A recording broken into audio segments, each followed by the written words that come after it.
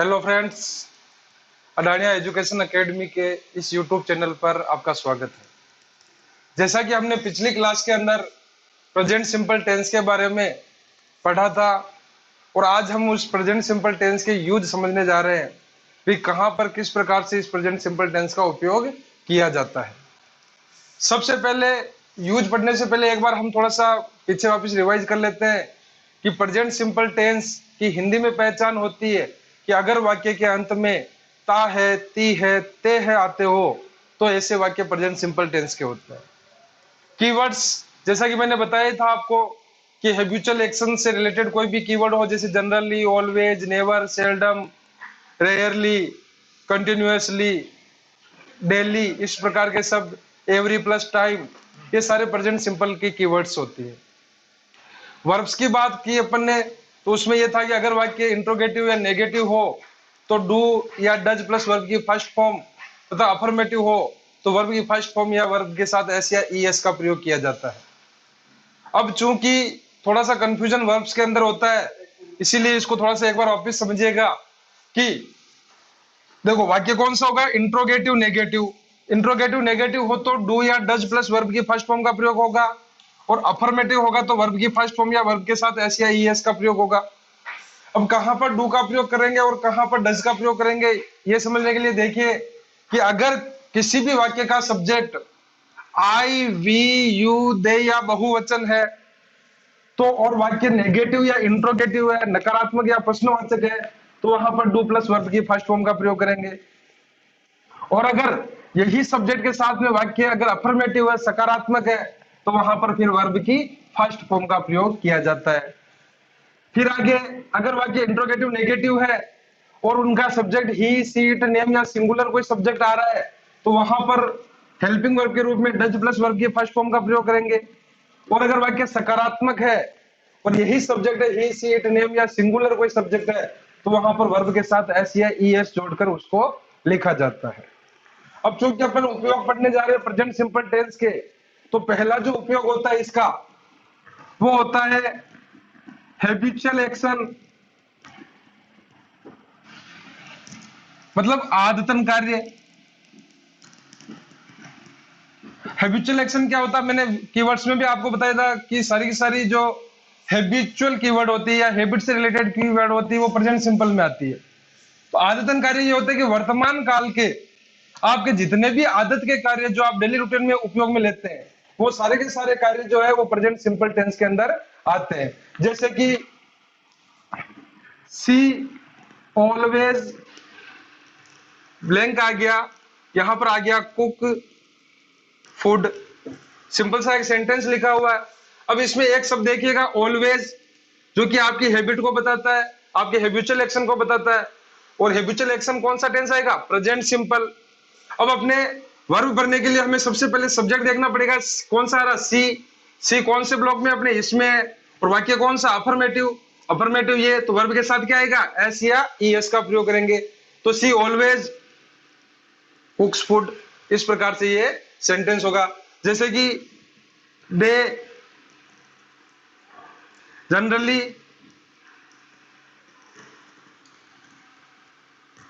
Play football in evening,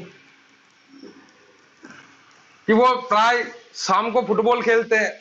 तो अब यहां पर जनरली क्या है, प्राय, जो कि एक हैबिचुअल एक्शन बताता है, आदतन कार्य बताता है। और आदतन कार्य कौन सा, प्रेजेंट का है, तो यहां पर क्या आ जाएगा, प्रेजेंट सिंपल टेंस का उपयोग करेंगे।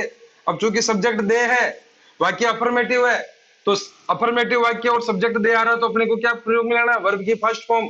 तो ऐसे वाक्यों में हम प्ले ही लगाएंगे, फिर एस या ईएस नहीं आएगा। अब एक चीज और यहां पर हमें थोड़ी सी समझनी है कि हम कौन सी वर्ब के साथ में एस का प्रयोग करेंगे और कौन सी वर्ब के साथ में ईएस लगाएंगे। तो इसका एक सिंपल सा फॉर्मूला है। वैसे तो बहुवचन वाले सारे नियम इसमें लगते हैं, फिर नाउन को हम सिंगुलर से प्लूरल बनाते, जो नियम होते हैं वो सारे सारे वर्ब में भी लगते हैं। लेकिन एक सिंपल सा एक फॉर्मूला और याद रखिएगा कि वोवेल से रिलेटेड कोई भी साउंड अगर लास्ट में, कोई भी लेटर अगर लास्ट में आता है, जैसे ए, ई, आई, ओ, यू, तो इन सब के साथ में ईएस लगता है। ई है तो ऑलरेडी, अगर ऑलरेडी ई है तो केवल एस लगेगा, बाकी इन सब के साथ में ईएस। जैसे गो, तो क्या हो जाएगा, गो के आगे ईएस लगकर गोज बन जाएगा, क्योंकि यहाँ पर ओवेल लेटर आ रहा है। लेकिन यहाँ पर कुक था, कॉन्सोनेंट लेटर था, इसलिए हमने केवल एस लगाया। यहाँ पर प्ले है, अगर यहाँ पर सब्जेक्ट चेंज होगा तो प्लेज हो जाएगा, केवल एस लगेगा, फिर ईएस नहीं लगेगा। इस प्रकार से पहला उपयोग था कि आदतन कार्य जितने भी होते हैं उसमें प्रेजेंट सिंपल टेंस का उपयोग किया जाता है। तो दोस्तों, पहले उपयोग के बाद जो दूसरा जो उपयोग आएगा अपना प्रेजेंट सिंपल टेंस का, वो होगा यूनिवर्सल ट्रूथ या फिर साइंटिफिक फैक्ट। शाश्वत सत्य या वैज्ञानिक तथ्य जितने भी होते हैं वो सारे के सारे प्रेजेंट सिंपल टेंस के अंदर शो किए जाते हैं। क्यों? क्योंकि वो कार्य भी ऐसे होते हैं जो न तो कभी पहले चेंज हुए, न आने वाले समय में चेंज होंगे। जैसे एग्जांपल्स देखते हैं अपन, the sun, Khalistan, rise in the east. अब देखिए, सूर्य जो है पूर्व में उदय होता, पहले भी होता था, आज भी होता है और आगे भी होता रहेगा। शाश्वत सत्य वाली बात है, यूनिवर्सल ट्रूथ है, तो इसमें हम प्रेजेंट सिंपल टेंस का प्रयोग करेंगे। द सन एक वचन है, सिंगुलर है। अपन ने पढ़ा था कि अगर वाक्य अफर्मेटिव हो और वाक्य का subject he, she, it, name या सिंगुलर सब्जेक्ट हो तो उसमें वर्ब के साथ एस या ईएस लगाएंगे। अगर लास्ट में वोवेल हो, ई आ रहा हो, तो अपने को केवल एस लगाना है। तो the sun rises in the east, इस प्रकार से हो जाएगा। जैसे कि द वाटर,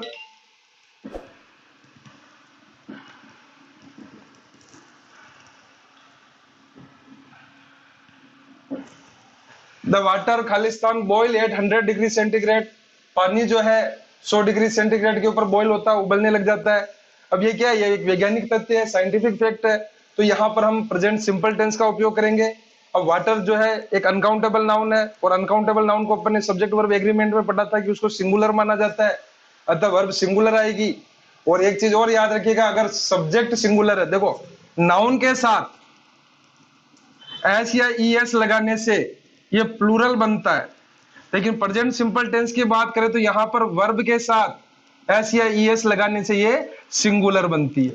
अब चूंकि अपना सब्जेक्ट वाटर जो अनकाउंटेबल है, सिंगुलर है, तो हमें वर्ब सिंगुलर प्रयोग में लेनी होगी, तो यहां पर हम एस या ईएस का प्रयोग करेंगे, बॉइल्स। तो इस प्रकार से ये जो साइंटिफिक फैक्ट होते हैं ये भी प्रेजेंट सिंपल टेंस में हम इनका उपयोग करते हैं। प्रेजेंट सिंपल टेंस के उपयोग के अंदर जो तीसरा जो उपयोग है हमारा, वो है फिक्स्ड प्रोग्राम या फिक्स्ड प्लान ऑफ फ्यूचर। मतलब कि भविष्य काल के सुनियोजित प्लान के आधार पर जो कार्य किए जाते हैं वो प्रेजेंट सिंपल टेंस में उनका उपयोग किया जाता है। चाहे फिर उसके साथ में जो एडवर्ब जो है, चाहे वो फ्यूचर के से रिलेटेड ही क्यों ना हो, फिर भी उनमें हम जो टेंस का उपयोग करेंगे वो प्रेजेंट सिंपल का करेंगे, क्योंकि वो फिक्स्ड प्लान के आधार पर वो सुनियोजित है और वो होंगे होंगे कार्य।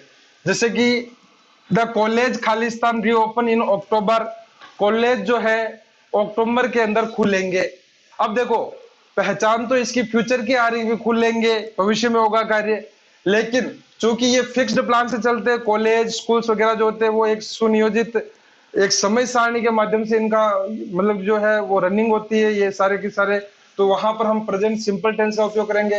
तो द कॉलेज खालिस्तान रीओपन इन अक्टूबर, तो द कॉलेज सिंगुलर है इसलिए रीओपन्स इन अक्टूबर, इस प्रकार से इसकी वर्ब भरेंगे। The PM Khalistan come here tomorrow. अब देखो यहाँ पर कीवर्ड जो आ रही है वो टुमारो फ्यूचर से रिलेटेड है, जो कि अपन आगे पढ़ने वाले हैं, लेकिन फिर भी यहाँ पर प्राइम मिनिस्टर का जो कोई भी रूटीन होता है वो फिक्स्ड होता है, तो वहां पर प्रेजेंट सिंपल टेंस का उपयोग किया जाता है। तो द पीएम खालिस्तान, अब सिंगुलर है तो कम सा जाएगा। तो इस प्रकार से फिक्स्ड प्लान वाले जो भविष्य काल के जो कार्य होते हैं वो सारे के सारे भी प्रेजेंट सिंपल में दर्शाए जाते हैं। फिर अगला जो है वो है हियर और देयर से शुरू होने वाले एक्सक्लेमेटरी सेंटेंस, विस्मयादि बोधक वाक्य जो होते हैं, जो कि अपन ने पार्ट्स ऑफ स्पीच के अंदर पढ़ा था। जो अंतिम जो पार्ट था वो हमारा एक्सक्लेमेटरी सेंटेंस ही था। उनमें मुख्य पहचान होती है कि उल्टा जो इंग्लिश में आई लिखा जाता है, साइन ऑफ एक्सक्लेमेशन लगाया जाता है। तो ऐसे वाक्यों के अंदर जो कि हियर और देयर से शुरू होते हैं और एक्सक्लेमेटरी सेंटेंस है, तो उनमें भी हम प्रेजेंट सिंपल टेंस का उपयोग करते हैं। जैसे कि here Khalistan come the bus, तो क्या हो जाएगा, here comes the bus, there खालिस्तान गो द बस, तो देयर गोज द बस। अब इनका हिंदी करेंगे तो क्या होगा कि यहां बस आएगी, वहां बस जाएगी, लेकिन जो टेंस जो होगा वो प्रेजेंट सिंपल का उपयोग होगा, और उसका जो हिंदी अर्थ होगा वो फ्यूचर को बताता है, भविष्य काल को बताता है। और आगे जो है देयर वाला और हियर वाला नियम अपने सब्जेक्ट वर्ब एग्रीमेंट में भी पढ़ा है कि इसका वास्तविक सब्जेक्ट कहाँ होता है, रिक्त स्थान के बाद में, और उसी के अनुसार वर्ब लगती है। दोनों जगह बस है, सिंगुलर है, इसलिए यहाँ पर एस या ईएस का प्रयोग किया गया है। तो दोस्तों प्रेजेंट सिंपल टेंस के उपयोग में जो पांचवा जो उपयोग है वो है मेंटल एक्टिविटी, यानी मानसिक क्रियाकलाप, इमोशंस, फीलिंग्स, हमारे अंदर जो भी भावनाएं हैं उनको एक्सप्रेस करने के लिए प्रेजेंट सिंपल टेंस का उपयोग करेंगे। उन सबको दर्शाने के लिए हम प्रेजेंट सिंपल टेंस का उपयोग करते हैं। जैसे एग्जांपल देखिएगा कि वी खालिस्तान बिलीव इन गॉड, हम भगवान में विश्वास करते हैं, यह मतलब हमारे इमोशन है, हमारी भावनाएं बताई जा रही है। अगर बहुवचन है अतः वर्ब में ऐसे ही एस नहीं लगेगा और बिलीव हो जाएगा, we believe in God. He खालिस्तान अंडरस्टैंड माई प्रॉब्लम, वह मेरी कठिनाई समझता है, वह मेरी समस्या समझता है। अब ही आ रहा सिंगुलर है तो वर्ब के साथ ऐसे ही एस लगेगा, और यदि हमारे इमोशन या फीलिंग्स को दर्शाने वाला है तो ही अंडरस्टैंड्स माई प्रॉब्लम। अब इसी के अंदर कुछ वर्ब जो है जैसे notice, recognise, see, hear, smell, appear, look, seem, want, wish, desire, feel, like, hate, hope, refuse, prefer, think, believe, suppose, agree, forget, trust, remember, know, understand, mean, mind आदि verbs mental feelings को express करती है। ये हमारी मानसिक जो भावनाएं होती है उनको बताती है। अतः इनके साथ प्रेजेंट सिंपल टेंस का उपयोग होता है। अगर इनका उपयोग प्रेजेंट कंटिन्यूअस में हो तो वहां इनका विशेष अर्थ होगा। कहने वाले ये जितनी भी वर्ब्स जो दिखाई दे रही है इन सब का उपयोग प्रेजेंट सिंपल टेंस के रूप में किया जाता है, इनकी आईएनजी फॉर्म नहीं बनाई जाती। और अगर इनकी आईएनजी फॉर्म बनी हुई है तो समझ लीजिएगा कि वहां पर इनका विशेष अर्थ है, कुछ अलग अर्थ है। वर्ब में जो इनका अर्थ आता वो अर्थ नहीं होगा। इस प्रकार से हमारे मानसिक क्रियाकलापों को दर्शाने के लिए हम प्रेजेंट सिंपल टेंस का उपयोग करते हैं। प्रेजेंट सिंपल टेंस के अंदर अगला जो हमारा उपयोग है वो है हिस्ट्री या पास्ट इवेंट, मतलब इतिहास या भूतकाल की जो घटनाएं हैं उनको जीवंत या ताजा बनाकर दिखाने के लिए प्रेजेंट सिंपल टेंस का उपयोग करते हैं। देखिए कि इतिहास की जो घटनाएं वो तो घटित तो हो चुकी है, लेकिन अगर उनको आप ताजा रूप से बताना चाहते हैं, एक जीवंत तरीके से आप उनको समझाना चाहते हैं, दिखाना चाहते हैं, तो इसलिए हम वहां पर हम प्रेजेंट सिंपल टेंस का उपयोग करेंगे। देखेंगे जैसे Babur crosses the plains, Ibrahim opposes him with a large army. अब देखिए मैंने दो जगह पर अंडरलाइन कर रखा क्रोसेज और अपोजेज, क्योंकि ये है तो ऐतिहासिक घटना लेकिन हमें इनको जीवंत रूप में दिखाना है कि जैसे ही बाबर प्लेन्स यानी मैदानों को क्रॉस करता है, पार करता है, Ibrahim opposes him with a large army, Ibrahim Lodi जो है एक बड़ी सेना से के साथ उससे संघर्ष करता है, उसका विरोध करता है। तो इस प्रकार से ऐतिहासिक घटनाओं को भी अगर जीवंत बताना हो तो वहां पर हम प्रेजेंट सिंपल टेंस का उपयोग करते हैं। प्रेजेंट सिंपल के वैसे तो और भी बहुत सारे उपयोग होते हैं, लेकिन मुख्य रूप से जो अपन पढ़ रहे हैं उनमें अगला है कमेंट्री, न्यूज़पेपर हेडलाइन, मतलब कि कोई भी अगर लाइव घटना को आपको बताना हो या न्यूज़पेपर की जो हेडलाइन आती है उन सब में प्रेजेंट सिंपल टेंस का उपयोग किया जाता है। कोई भी घटना का वृतांत सुनाना हो तो उसमें भी प्रेजेंट सिंपल टेंस का प्रयोग करेंगे। आगे देखेंगे मैगजीम्स, प्रोवर्ब्स, मतलब कहावतें, मुहावरे, लोकोक्तियां, ये सारे के सारे भी प्रेजेंट सिंपल टेंस के अंदर ही लिखे जाते हैं। इस प्रकार से ये सारे के सारे मुख्य उपयोग मैंने आपको बताए हैं, इनको सही ढंग से आप याद करिए और अब इनके जो क्वेश्चन है उनको हल करने का प्रयास करिए। धन्यवाद।